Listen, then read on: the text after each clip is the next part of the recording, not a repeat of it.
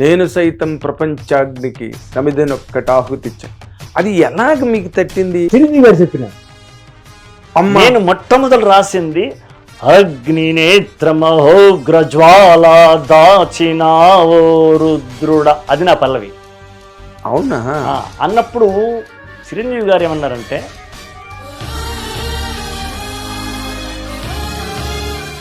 ఆ పదం అలా పెట్టామని ఇతనికి నేషనల్ అవార్డు ఎందుకు ఇస్తారని చెప్పేసి మద్రాసు నుంచి ఒక కూటమి తయారయ్యి ప్రకటించిన నేషనల్ అవార్డుని మళ్ళీ వెనక్కి తీసుకోమని అర్జీ పెట్టిన వాళ్ళు ఉన్నారు.